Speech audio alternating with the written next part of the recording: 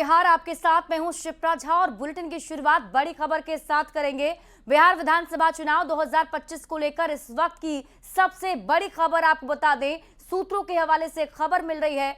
खबरों के मुताबिक एनडीए में सीटों का फॉर्मूला तय हो गया है, जिसमें अब ये आंकड़े भी सामने आ चुके हैं और हम आपको एक एक करके बताते हैं। देखिए, बड़ी खबर इस वक्त की, जेडीयू को 102 से 105 सीट मिलने की संभावना जताई जा रही है। वहीं बीजेपी को 102 से 105 सीट पर लड़ाई लड़ने के लिए सीटें मिल सकती हैं। इसके साथ ही एलजेपी को 20 से 24 सीटें और हम पार्टी को 4 से 6 सीट ऐसी संभावना जताई जा रही है। आरएलएम को 4 से 5 सीटें चुनाव के लिए मिल सकती है, यानी कि सीटों का फॉर्मूला लगभग एनडीए में तय माना जा रहा है। बीजेपी और जेडीयू दोनों ही पार्टी करीब करीब 102 से 105 सीटों पर चुनाव लड़ सकती है।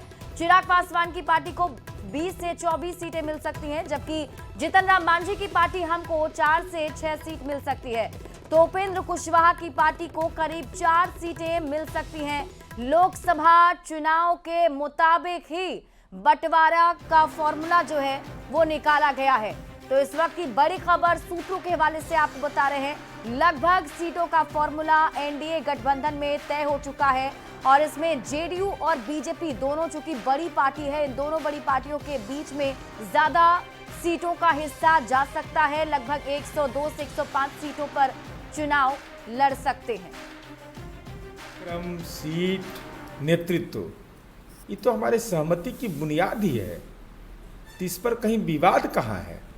अरे समय सीटों का बंटवारा भी हो जाएगा, समन्वित रूप से रणनीति भी बनेगी और ये संकल्प है कि 25 से 30 फिर से नीतीश, तो कहाँ कोई परेशानी है। एनडीए में सीट शेयरिंग को लेकर कोई भ्रम या बाधा नहीं है। यह एक सुव्यवस्थित, सामूहिक और सहमति पर आधारित गठबंधन है।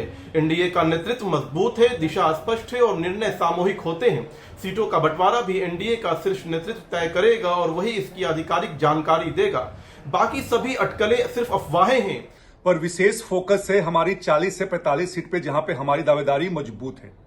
और जब भी एनडीए की सर्वदलीय बैठक होगी, हमारी वहां पे दावेदारी हम लोग पेश करेंगे, हमारे नेता पेश करेंगे। और मुझे लगता है कि जो हमारा ट्रैक रिकॉर्ड रहा है, लोकसभा चुनाव हो, झारखंड का चुनाव हो, जहां पे 100% का स्ट्राइक रेट रहा है, उसको भी ध्यान में रखते हुए हमें लगता है कि हमें ज्यादा से ज्यादा सीट एनडीए गठबंधन से मिलेगा। वहीं देखिए, केंद्रीय मंत्री जीतन राम मांझी ने एनडीए के सीट बंटवारे पर बड़ा बयान दिया है। उन्होंने कहा है कि अगस्त तक हम लोग सीटों का बंटवारा कर लेंगे और हम लोगों के बीच कोई झंझट नहीं है। सबको लड़ने लायक और जीतने लायक सीट मिलेगी। हम लोगों को 243 सीट पर लड़ना है और लड़वाना भी है। पीएम मोदी के हाथ को मजबूत करना है। तो जीतन राम मांझी ने सीट बंटवारे पर यह बड़ा बयान दिया है। उनकी तरफ से कहा गया कि अगस्त तक सीटों का बंटवारा एनडीए गठबंधन में तय हो जाएगा। सीट बंटवारे पर कोई झंझट नहीं है किसी भी दल के बीच में और हम लोगों को 243 सीटों पर चुनाव लड़ना है। आप लोग जो समझिए, हम लोगों का सीट पर किसी प्रकार का कोई बात नहीं हुई है और एनडीए में सीटों के लिए बंटवारा के लिए कोई हिच नहीं है। जुलाई के महीना में या उसके पहले बाद में, यानी कि अगस्त तक जारी सीटों का हम लोग निपटारा कर लेंगे। अब सबको लड़ने लायक, जीतने लायक सीटें मिलेगी। हम लोग तो समूचे 242 सीट पर हम लोग चुनाव लड़ रहे हैं, क्योंकि लड़ना भी है और लड़ाना भी है। हम लोगों को एनडीए को जिताना है और नरेंद्र मोदी जी को हाथ को मजबूत करना है। देखिए, एक तरफ सीटों के बंटवारे को लेकर धीरे धीरे सहमति बन रही है, तो वहीं दूसरी तरफ पार्टी की तरफ से अब जोर आजमाइश भी की जा रही है। बिहार विधानसभा चुनाव लड़ने के फैसले के बाद अब केंद्रीय मंत्री चिराग पासवान कल शाहाबाद में 9 संकल्प महासभा कर चुनाव को लेकर बड़ा शंखनाद करने जा रहे हैं। जमुई से एलजेपी रामविलास के सांसद अरुण भारती ने एक पोस्ट कर इसकी जानकारी दी है। इस 9 संकल्प महासभा को चिराग पासवान संबोधित करेंगे। अरुण भारती ने अपने पोस्ट में लिखा है कि आरा जिला घरवा, कौन चीज के डरबा, शाहाबाद से संकल्प, अब हमानी सरबा।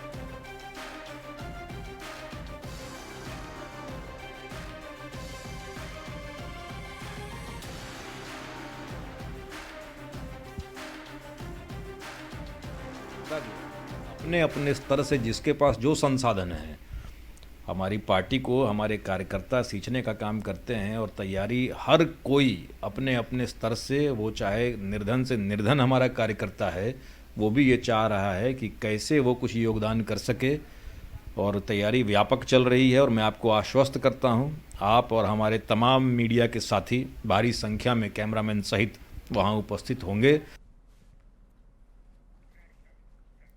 तो कल चिराग पासवान शाहबाद से विधानसभा चुनाव अभियान का शंखनाद करने जा रहे हैं, जिसको लेकर अब बिहार की सियासत गर्मा गई है। विपक्ष के नेता बीजेपी और चिराग पासवान पर निशाना साध रहे हैं, तो सत्ता पक्ष के नेताओं का यह दावा है कि चिराग पासवान के इस कार्यक्रम से एनडीए को और मजबूती मिलेगी। शाहबाद में कल होने वाली रालोजपा के नेता श्री चिराग पासवान जी की नव संकल्प महासभा से एनडीए को और भी मजबूती मिलेगी। पुराना शाहबाद जिला में दलितों की तादाद अच्छी है और चिराग जी दलितों व वंचितों के बीच लोकप्रिय भी है। उम्मीद की जानी चाहिए कि उनकी सभा से एनडीए को और भी मजबूत आधार मिलेगा। श्री चिराग पासवान जी को एनडीए का साथ छोड़ना चाहिए और संकल्प लेना चाहिए बिहार के बेहतरी के लिए, विकसित बिहार के लिए। श्री तेजस्वी यादव जी ने जो संकल्प लिया है उस रास्ते पर चलना चाहिए। डबल इंजन की सरकार में बिहार बर्बाद हो गया। देखिए, चिराग पासवान जी से भाजपा 2020 वाला प्रयोग दोहरवाने जा रही है। वो एक बार फिर अपने उम्मीदवार उतारेंगे और वहीं उतारेंगे जहां से जदयू के उम्मीदवार होंगे। भाजपा के लोग इतने शातिर हैं जिसका अंदाजा नहीं है। अपने सहयोगी को ही हरवाने का काम करेंगे कि वो ज़्यादा से ज़्यादा हारें, और इसके लिए अभी से वो वातावरण तैयार करने में लग गए। बाकी ठीक है, आरा जिला घर बा तो कौन बात के डर बा, हमनियों का कोनो बात के डर नहीं है। वही लड़ाई देखल जाई। न डरने वाली बात को सिर्फ आरा जिला तक सीमित करना सही नहीं है। आदरणीय नीतीश कुमार जी ने बिहार में ऐसे शासन की स्थापना की है जहां बिहार के किसी भी कोने में, किसी भी जिले में किसी को भी डरने की कोई ज़रूरत नहीं है। कहीं भी जाकर कोई भी कार्यक्रम बहुत बेहतर तरीके से किया जा सकता है। चिराग पासवान जी के लिए बहुत ही उत्साह है और इस वक्त शाहबाद की धरती पर जो शंखनाद हमारे नेता श्री चिराग पासवान जी करने जा रहे हैं, यह शंखनाद शाहबाद से हमारे लिए बहुत महत्वपूर्ण है। तो कल चिराग पासवान शाहबाद से चुनावी शंखनाद करने वाले हैं, और उससे पहले चिराग पासवान ने क्या कहा है आपको दिखाते हैं। चुनाव लड़ने की बात हो रही है, शाहबाद में की बात कही जा रही है। शाहबाद के इलाके में कल लोक जनशक्ति पार्टी रामविलास एक बड़ी सभा का आयोजन करने जा रही है, और ये शुरुआत मानिए, इसको कहीं ना कहीं एक शंखनाद मानिए विधानसभा चुनाव को लेकर। मैं कहां से विधानसभा का चुनाव लड़ूंगा नहीं लड़ूंगा, जैसा मैंने कहा ये तमाम विषयों पर चर्चा चल रही है।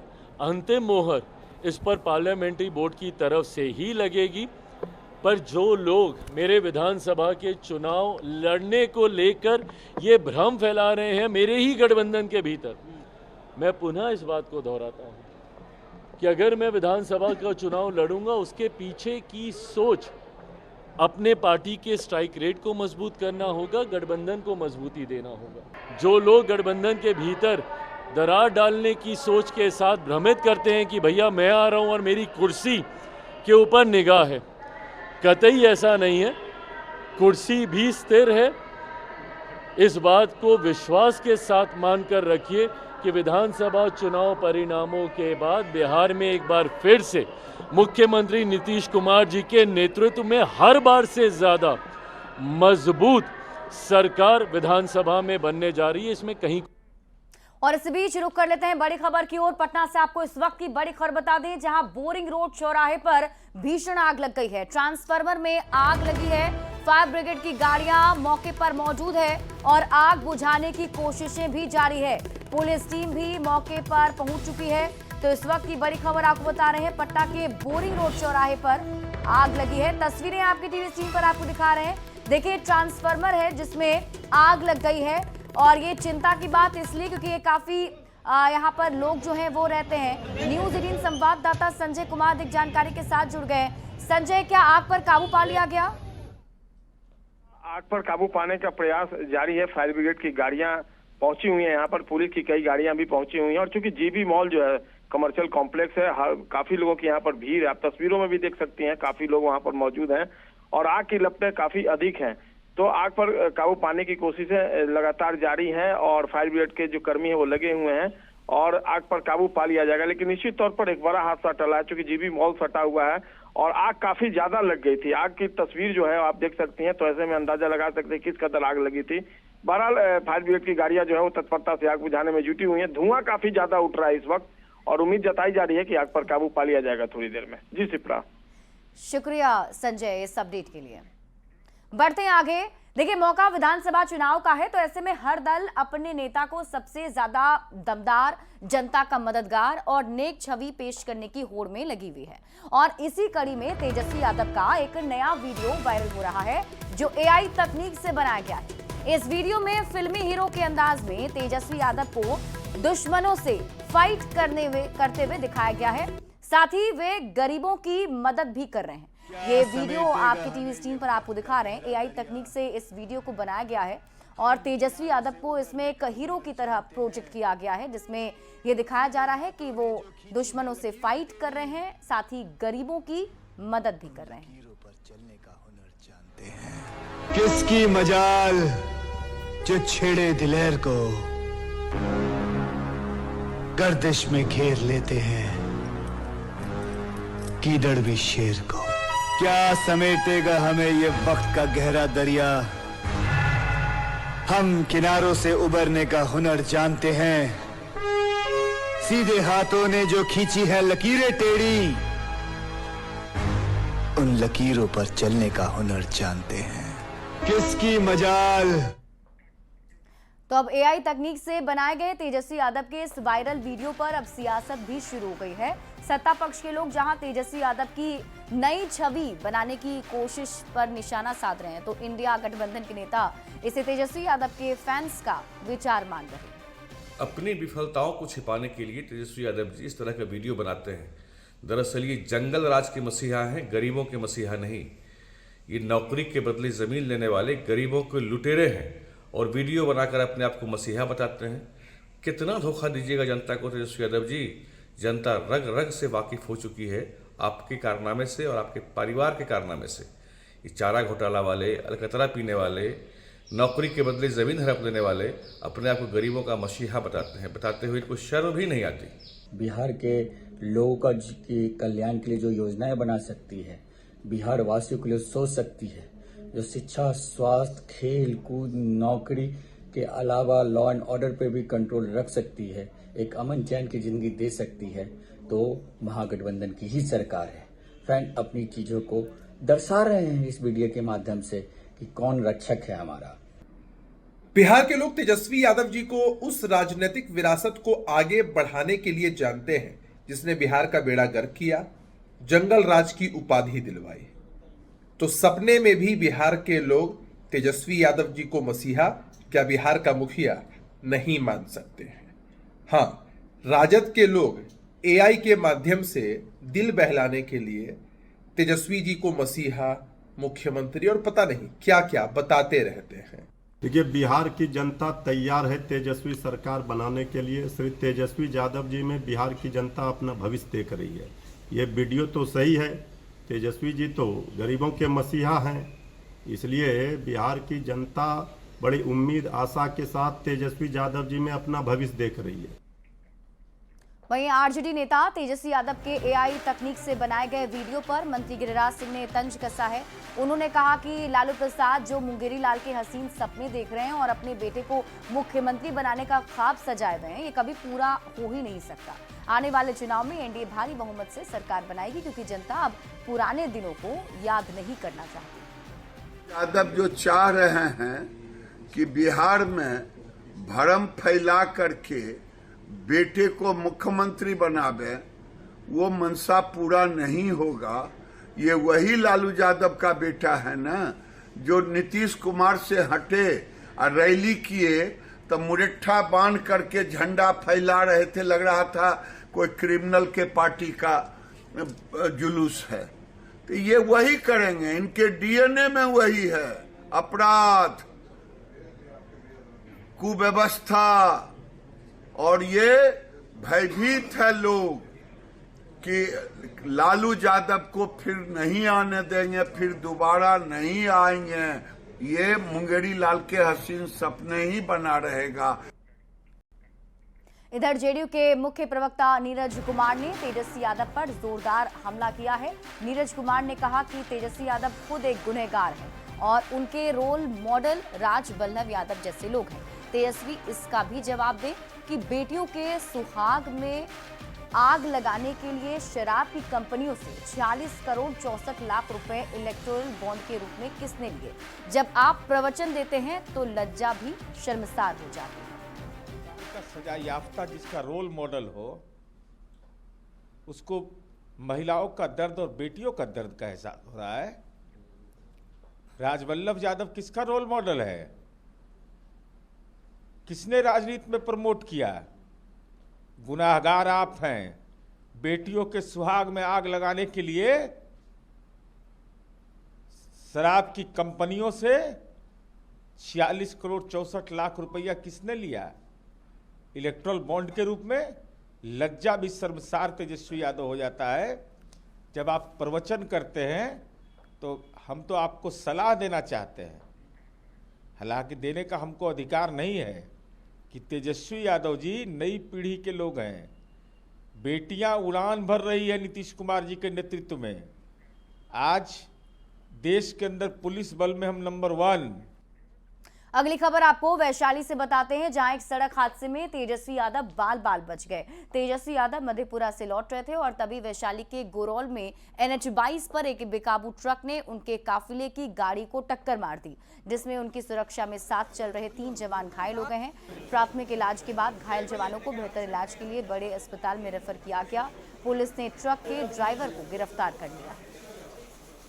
रात को लगभग 1:30 बजे के करीब 1:30 बजे यहाँ माननीय नेता प्रतिपक्ष जी का काफिला जा रहा था, यहाँ चाय वाय की होकर उसी दरमियान एक बाराती की गाड़ी इसमें एक तेज रफ्तार ट्रक ने टक्कर मार दी। तो जो गार्ड बाहर में खड़े थे उनको चोट लग गई। ये काफिले में शामिल गाड़ी नहीं थी? हाँ नहीं, ये काफिले की गाड़ी नहीं थी। कितने लोग इंजर्ड हुए हैं? 3 लोग इंजर्ड। अच्छा, ये कब की घटना है? ये कल रात के लगभग 1 से 1:30। कल रात NH 22 पर एक बड़ा हादसा हुआ, जिसमें नेता प्रतिपक्ष तेजस्वी यादव बाल बाल बच गए और उनके काफिले में को टक्कर मारते हुए एक ट्रक आगे निकली, जिससे और उनके जो सुरक्षाकर्मी थे 3 सुरक्षाकर्मी घायल हो गए। ठीक अभी मैं उसी जगह पे मौजूद हूँ जहां ये हादसा कल देर रात करीब 2 बजे ये हादसा हुआ, जब एक ट्रक ने उनके काफिले को टक्कर मारी और उनके काफिले में शामिल जो 3 सुरक्षाकर्मी थे वो घायल हो गए। आप देख सकते हैं तस्वीर से, यही वो लाइन होटल है जहां पे मधेपुरा से लौटने के दौरान तेजस्वी यादव का जो काफिला था वो रुका था। यहाँ पे चाय पीने के लिए उनका काफिला यहाँ पे रुका था और आप देख सकते हैं कि ये मेन रोड है NH 22 का ये है और यहीं पे उनका काफिला रुका हुआ था। तभी पीछे से एक ट्रक आती है और ट्रक उनके काफिले को टक्कर मारते हुए आगे भाग जाती है। हालांकि उस ट्रक को गिरफ्तार कर लिया गया। आगे सराय टोल टैक्स है जहाँ पे सूचना दी गई और टोल टैक्स पे सराय थाना की पुलिस ने उसे गिरफ्तार कर लिया है। ट्रक को भी पकड़ा गया। ट्रक को फिलहाल गोरौल थाने में लगाया गया और उसके चालक जो है वो बताया जा रहा है कि जितेंद्र कुमार नाम का चालक था, जो नालंदा जिले का रहने वाला बताया जा रहा है। जो पीछे खड़ा था तो उनका हमला हुआ, जो शरीर पे चढ़ गया दोनों गाड़ी। जो एक आदमी का गर्दन उंदन मुमरा गया है, एक जन के दोनों पैर फ्रैक्चर है या क्या अभी कंफर्म नहीं है। जो दोनों तेजस्वी खुद ही भेजे या सदर में, वहां से वो फिर PMC तमाम मामले को लेकर सुबह SP जो थे वो ललित मोहन शर्मा वैशाली SP खुद गोरौल पहुंचे थे। घटनास्थल का भी उन्होंने मुआयना किया है। जो महुआ SDPO दुर्गा शक्ति वो भी कुछ देर पहले यहाँ पे आई थी और उन्होंने भी घटनास्थल का जायजा लिया और तमाम तरह की जो बातें हैं, तमाम तरह की जो कार्रवाई है वो आगे की जा रही है। फिलहाल राहत की बात यह थी कि तेजस्वी यादव इस हादसे में का शिकार होने से बाल बाल बच गए हैं और उनके जो 3 सुरक्षाकर्मी हैं उनका इलाज फिलहाल जारी है। प्रफुल्ल कुमार, न्यूज 18, गोरौल। तो कल रात तेजस्वी यादव एक सड़क दुर्घटना में बाल बाल बच गए, लेकिन इस घटना के बाद जेडीयू ने तेजस्वी यादव के खिलाफ मोर्चा खोल दिया है और तेजस्वी यादव से कुछ सवाल भी कर दिए। उनसे सवाल पर जवाब भी मांगा है। जेडीयू के मुख्य प्रवक्ता ने बाकायदा कागजात भी जारी किए और वीडियो भी दिखाया है। आपको बता दें कि कल तेजस्वी यादव जो हैं वो वैशाली से गुजर रहे थे, उसी वक्त एक सड़क हादसा हुआ जिसमें ट्रक ने उनकी गाड़ी में धक्का मारा था। हालांकि इसमें उनके जो सुरक्षाकर्मी उनके साथ चल रहे थे वो इसमें घायल हो गए हैं। हालांकि इस पूरे मामले के बाद जेडीयू की तरफ से कई सवाल तेजस्वी यादव से पूछे गए हैं। खबर ही अगर बोल रहे तो इनको कहाँ कुछ हुआ, ये तो चाय की चुस्की ले रहे थे, कानून के राज पर भी सवाल खड़ा करते हैं। और मधेपुरा से लौटते समय गर्दनिया चौक मुकेश लाइन होटल पर 1:30 बजे रात में चाय की चुस्की, और बाहर में सुरक्षाकर्मी तैनात थे। चूंकि वो जमींदार हैं उनके साथ तो बैठ नहीं सकते थे, उनको बाहर ड्यूटी लगा दिया और वो एक्सीडेंट हो गया। जो गाड़ी का एक्सीडेंट हुआ उस गाड़ी को हमारी पुलिस ने तुरंत गिरफ्तार पकड़ा, और गाड़ी है मुन्ना यादव, धोबी बिघा, अस्थामा, नालंदा, और गाड़ी का चालक है विसुंधारी यादव का लड़का जितेंद्र कुमार, और खलासी है धर्मेंद्र यादव, सूरज कुमार, जो नवादा और नालंदा के रहने वाले हैं। तो स्वाभाविक रूप से, और ये इनका कहना था कि स्वास्थ्य व्यवस्था बिहार की आईसीयू में है, लेकिन उसी आईसीयू में सदर हॉस्पिटल के आईसीयू हाजीपुर लेकर पहुंच गए, और पहुंच करके उन्होंने उसका इलाज खुद करवाया। मुकेश रोशन जी हैं। और इस बीच रुक कर लेते हैं बड़ी खबर की ओर। उत्तराखंड से इस वक्त की बड़ी खबर सामने आ रही है। रुद्रप्रयाग में हेलीकॉप्टर की इमरजेंसी लैंडिंग कराई गई। केदारनाथ यात्रा के दौरान बड़ा हादसा होने से टल गया। कार से टकराने के बाद हड़कंप मच गया। इमरजेंसी लैंडिंग में पायलट और 5 यात्री सुरक्षित बताए जा रहे हैं। हेलीकॉप्टर की इमरजेंसी लैंडिंग कराई गई है। तस्वीरें आपके टीवी स्क्रीन पर आपको दिखा रहे हैं। तो उत्तराखंड से इस वक्त की बड़ी खबर आपके टीवी स्क्रीन पर। रुद्रप्रयाग में हेलीकॉप्टर की इमरजेंसी लैंडिंग कराई गई। दरअसल केदारनाथ यात्रा के दौरान ये बड़ा हादसा टल गया है, जिसमें देखिए कार से टकराने के बाद हड़कंप मच गया मौके पर। इमरजेंसी लैंडिंग में पायलट और 5 यात्री सुरक्षित हैं। और इसी के साथ इस बुलेटिन में अभी के लिए बस इतना ही। आप देखते रहिए न्यूज़ 18 बिहार झारखंड।